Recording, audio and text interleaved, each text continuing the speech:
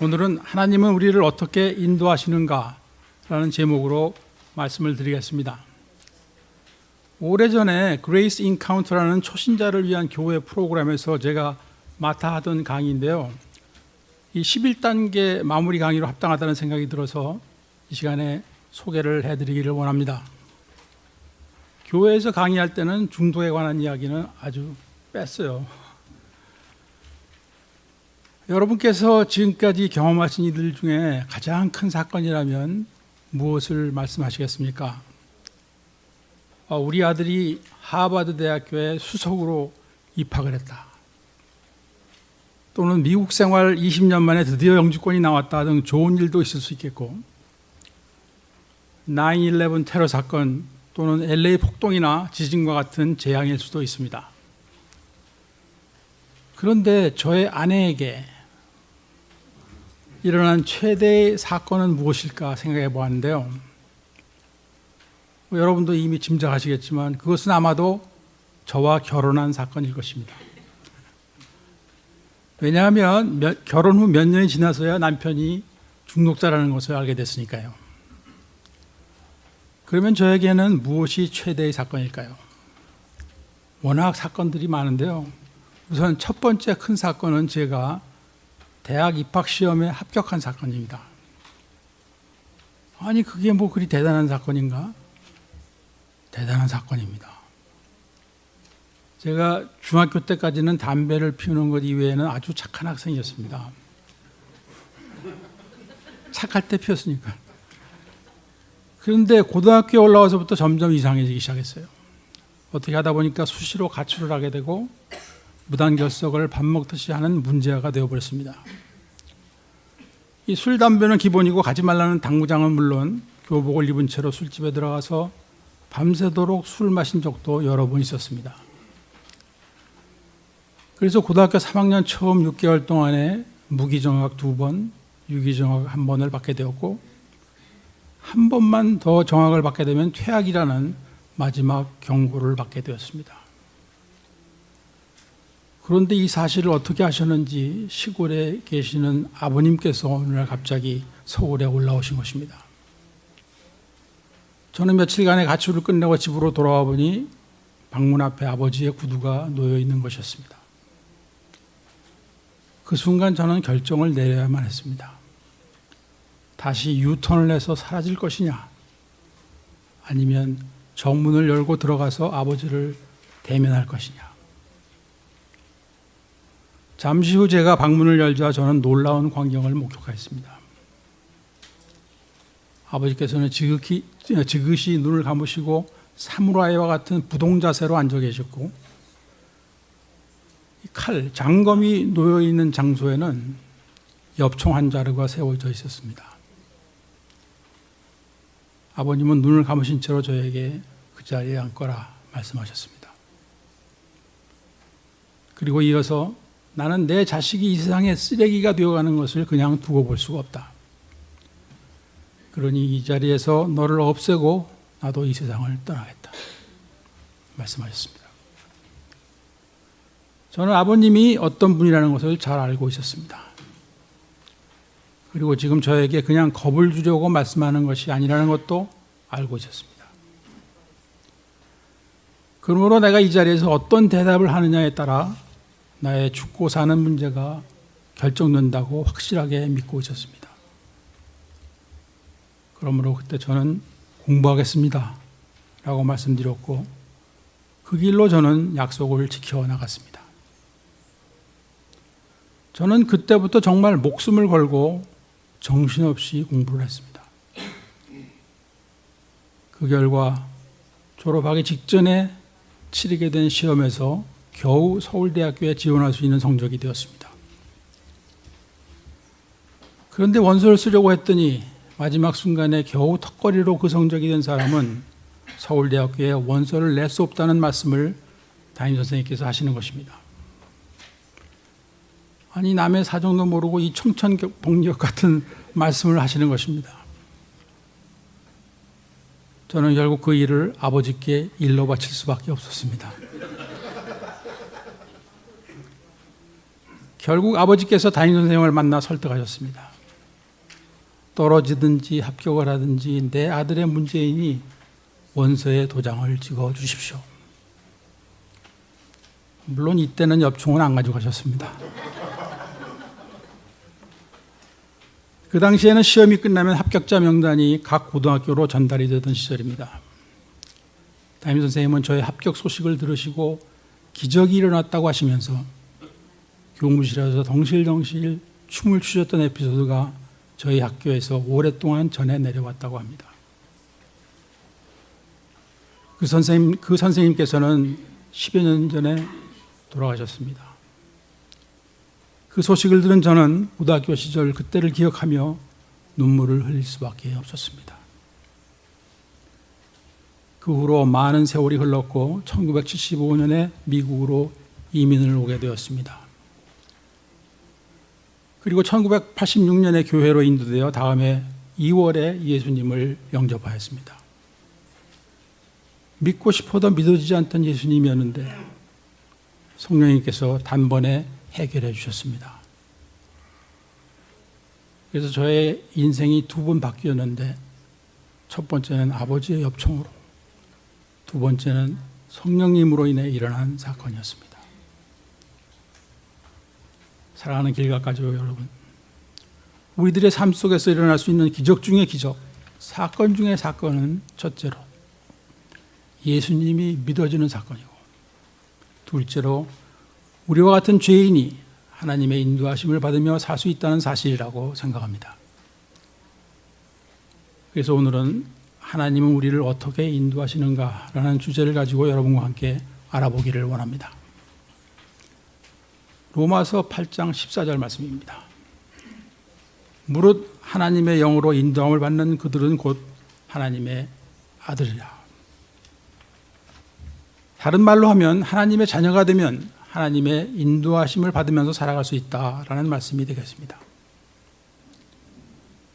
우리는 모두 성공적인 삶을 살기를 원합니다. 그런데 우리의 삶을 자세히 관찰해 보면 인생의 모든 내용과 그 열매는 우리가 매일 내리고 있는 크고 작은 결정들의 총결산이다라는 것을 알 수가 있습니다. 아침에 일어나서 식사는 무엇을 할 것인가, 그리고 무슨 옷을 입고 출근할 것인가, 이런 간단한 결정에서부터 자신의 직업이나 배우자의 선택과 같이 훨씬 더 중요한 결정들도 있습니다. 우리들 중에 중독자가 되겠다고 결심하고 술을 마시기 시작한 분은 아무도 없으실 것입니다. 그러나 회복을 하기로 결정한 분들이 이 자리에 많이 계시지 않습니까? 우리는 매일 수많은 크고 작은 결정들을 내리면서 살아가고 있는 것입니다. 그래서 이 시간 잠시 이 결정들에 대해서 생각해 보기를 원합니다. 첫째로 우리가 지금까지 내려온 모든 결정들의 총결산이, 잘 들어보세요. 우리가 지금까지 내려온 모든 결정들의 총결산이 현재의 나의 모습이라고 생각합니다. 그런데 어떤 이들은 자신이 처해 있는 환경들이 자신의 현재의 모습의 원인이라고 말하기도 합니다. 과연 그럴까요? 저는 1975년에 이민을 와서 몇 개월 후에는 미시시피의 한 무이촌에 있는 보건소에 취업을 하게 되었습니다. 그 당시 미시시피는 미국 전체에서 두 번째로 가난한 주였고, 그 보건소가 있는 카운티는 미시시피에서 가장 가난한 곳이었습니다. 그곳에는 고등학교가 하나 있는데 졸업을 하고 나와봐야 일자리가 없는 곳이었습니다. 그래서 이곳 청년들은 아침부터 모여 앉아 맥주를 마시며 잡담이나 하고 있었습니다. 하루는 클리닉에 겨드랑이가 굶어서 찾아온 환자가 있었습니다. 간단한 수술이 필요한데 환자의 몸이 너무나도 더러워서 집에 가서 샤워를 하고 오라고 말했습니다. 그런데 클리닉이 문 닫을 시간이 다 되어 가는데도 그 환자가 돌아오지를 않아 간호사에게 물어봤습니다. 그랬더니 그는 놀라운 말을 하는 것이었습니다. 아마도 그 사람 집에는 샤워가 없을지도 모르겠다고. 충격을 받은 저는 그 주말에 차를 타고 타운 주변을 돌아다녀 보았습니다. 놀랍게도 상수도나 전기가 연결되어 있지 않은 곳에서 많은 사람들이 살고 있었던 것입니다. 그때 저에게는 여기가 정말 미국인 거 맞아? 하는 생각이 들었습니다. 그리고 조금만 더 바깥쪽으로 나가 보게 되면 잡목으로 우거진 벌판이 끝없이 펼쳐져 있는데 농사를 지을 만한 땅은 없었습니다. 그래서 누구든지 그 잡목을 뽑아버리고 농사 지을 만한 땅을 만들게 되면 그 사람들에게 주정부가 농사 지을 권리를 주었습니다. 그럼에도 불구하고 그 일을 하겠다고 결정하고 땀을 흘리는 사람들은 눈에 별로 띄지를 않았습니다. 그러므로 계속 가난하게 살게 되는 것이죠. 얼마 전에 나온 통계 보니까 미시시피가 제일 가난하대 이제. 그 전에 가난한 데서 두 번째였는데. 그러나 간혹 이곳에서 고등학교를 졸업한 젊은이들 중에는 뉴욕이나 시카고 같은 대도시로 가는 결단을 내리고 취직을 하여 돈을 벌고 휴가를 얻어 선물 하나를 사들고 고향으로 돌아오는 청년들을 볼 수 있었습니다. 그러므로 우리의 결정과 결단이 실제로 환경을 뛰어넘게 하는 것입니다. 순간순간에 내리는 작은 결정들이 당시에는 별로 중요하게 느껴지지 않는다 해도 장차 우리의 삶에 대단히 중요한 결과를 만들어낼 수가 있는 것입니다. 이것은 마치 백두산 천지에 떨어지는 빗방울과도 같습니다. 불과 몇 미터 사이로 하나는 동해바다로, 하나는 서해바다로 들어가게 되는 것입니다. 둘째로 결정이란 우리들의 삶에서 이와 같이 중요한 요소인데 우리가 내리고 있는 결정들은 많은 경우에 불완전하다는 것입니다. 그 이유는 무엇일까요? 우리는 올바른 결정을 내리는 데 필요한 모든 자료를 다 가지고 있지 않다는 것이 첫 번째 이유입니다. 그러므로 우리가 소유하고 있는 지식과 경험만으로는 올바른 결정을 내리기에는 한없이 부족합니다. 그러므로 우리의 시야에는 한계가 있다는 것이 두 번째 이유입니다. 특별히 중독자들의 경우 한 치 앞도 제대로 보지 못하고 사는 인생이기 때문에 10년, 20년, 더 나아가서는 영원 후를 내다보고 계시는 하나님의 인도하심과 그와 함께 회복 중인 선배들의 도움이 필요한 것입니다. 하나님은 어떤 분이십니까? 에베소서 2장 10절 말씀입니다. 우리는 그의 만드신 바라 그리스도 예수 안에서 선한 일을 위하여 지으심을 받은 자니 이 일은 하나님이 전에 예비하사 우리로 그 가운데서 행하게 하려 하심이니라. 하나님께서는 우리를 만드셨고 우리 한 사람 한 사람의 삶을 위하여 계획을 가지고 계시다는 말씀입니다. 어떤 계획일까요? 선한 일을 하라는 계획입니다. 선한 일이란 하나님의 뜻이 이루어지고 있는 일들을 말합니다. 또 한 가지 예레미야서 29장 11절 말씀입니다. 나 여호와가 말하노라 너희를 향한 나의 생각은 내가 아나니 재앙이 아니라 곧 평안이요 너희 장래에 소망을 주려 하는 생각이라. 여러분, 오늘 우리가 마음의 평안과 영적인 고요함을 가질 수 있고 내일에 대해서는 소망을 가질 수 있다면 그것이 바로 베스트 라이프입니다. 오늘 우리가 마음의 평안과 영적인 고요함을 가질 수 있고 내일에 대해서는 소망을 가질 수 있다면 그것이 바로 베스트 라이프입니다. 믿으십니까? 그리고 하나님의 계획은 우리들에게 가장 좋은 것, 유익한 것을 주시고자 하는 것이며 우리가 그것을 깨닫게 하기 위해서 하나님께서는 우리들 한 사람 한 사람을 인도하시기를 원하고 계십니다. 그러면 하나님께서는 우리를 어떻게 인도하시는가 하나님의 방법을 알아보겠습니다. 첫 번째가 성경 말씀을 통해서입니다.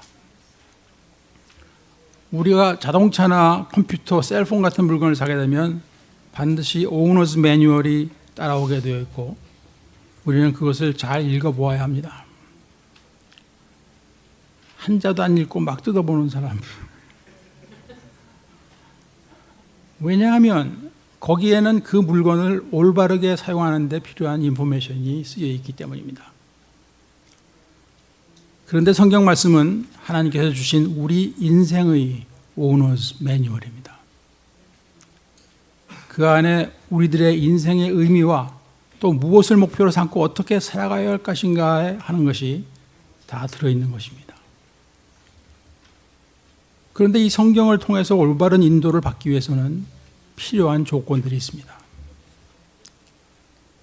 첫째로 건전한 성경 해석 원리를 배워야 합니다.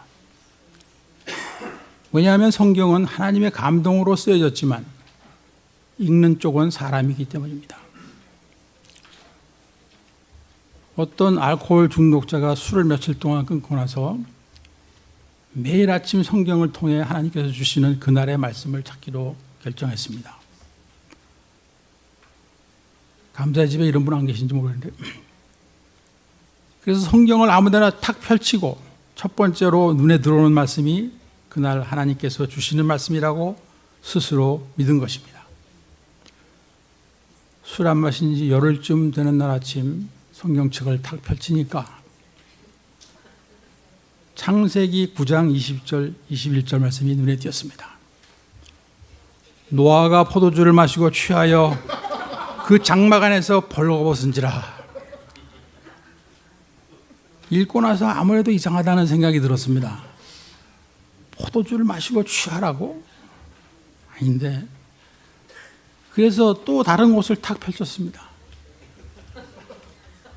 로마서 14장 23절 말씀이 눈에 들어왔습니다. 믿음으로 조차하지 아니하는 모든 것이 죄니라. 그 사람 어떻게 되었겠습니까? 믿음으로 실컷 술 마시고 골아떨어졌죠.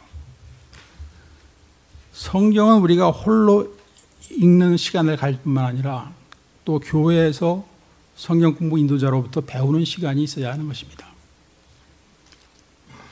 두 번째로 기도를 쌓아나가야 합니다. 이것은 우리의 예민한 영성을 위해서입니다.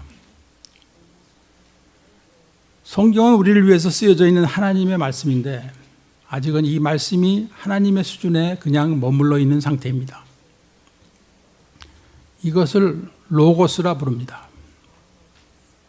그리고 그 쓰여져 있는 활자 자체는 아무런 힘을 발휘하지 못합니다. 어느 남편이 아내가 교회를 못 가도록 핍박을 합니다. 그런 가정들 많이 있어요.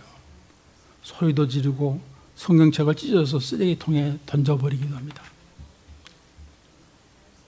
만약 성경책 자체의 능력이 있다면 성경책의 쓰레기통에서 나와 그 남편의 머리를 한 대 땅 때려주게 되면 그 남편이 깜짝 놀라 정신을 차려줄 것 같은데 그런 일은 벌어지지 않습니다.